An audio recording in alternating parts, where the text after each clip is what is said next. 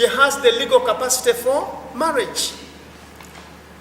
But when we look at what took place in history, we don't have to blame them, especially when we look at the Muslim community here in Uganda.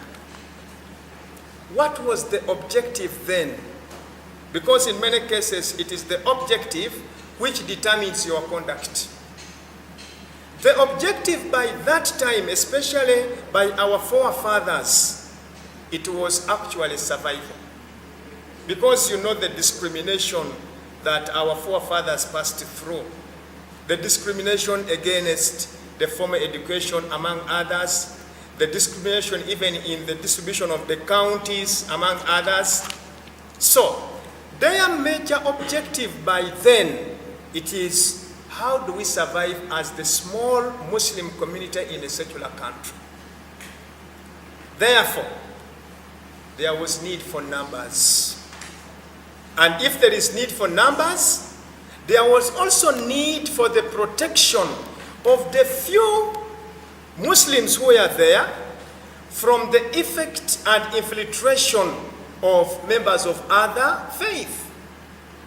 That is why our mothers, I always say, they are such heroes who have not been documented. Do you imagine a situation whereby the mother was patient enough to have her daughter, as soon as she attains puberty, as soon as she experiences her first mense, the father could just come, put her on the bicycle, drive her miles. Where is he taking her?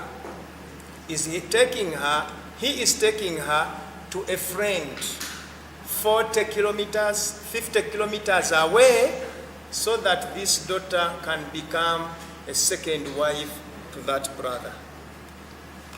You know, it wasn't a matter of discussion. It wasn't a matter of consent. But the objective was, if we leave this young daughter who has attained puberty, if we leave her around, then we are surrounded by members of other faith, and therefore they can come and impregnate her. After all, she was not going for school. So the objective was that by then it was survival. How do we keep our Muslim society intact from the infiltration of the enemy? That was the objective. So don't blame them. Don't blame them why our mothers didn't go to school. The objective was multiplication of the Muslim numbers. The objective was to make sure that that small Muslim community is kept intact. Therefore, if that is the case, you know that, therefore, the minimum capacity for marriage was as simple as having a small financial ability and also having what we call the food security. Now, in that case, our fathers and our grandfathers and mothers, they lived a true practical definition of the hadith that calls the young men to marry as soon as they attain the capacity. The one which says, Ya ma'ashara al-shabab, or you the what? The youth. Man istata'a minkumul ba'ata falyatazawwaj. Any person who attains the minimum capacity, he should do what?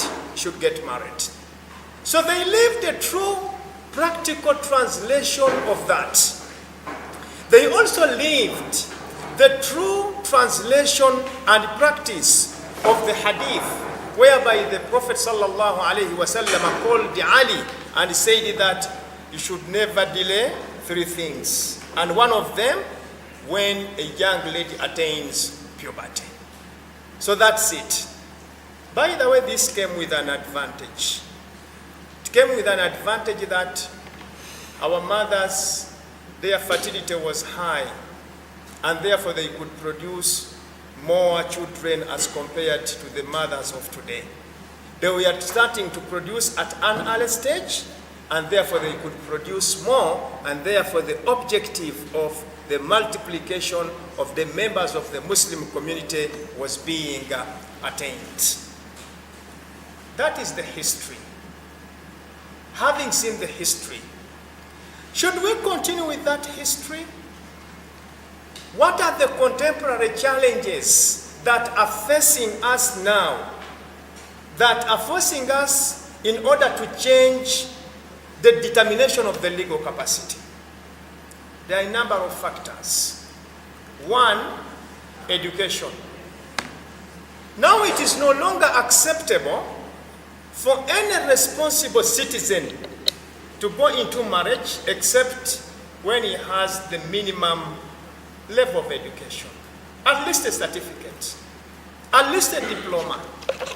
Others have gone up to the requirement of a degree. And that is why among even the demands that maybe a lady is demanding from the man, is he educated? Now, when you look at our system of education, primary school, 7 years.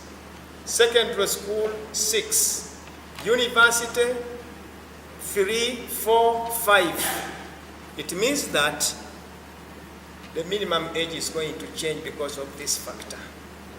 Because the kind of the husband you want must have attained education. So it means that we are no longer going to the history of just requiring puberty and even having some simple financial ability. That is one of the factors.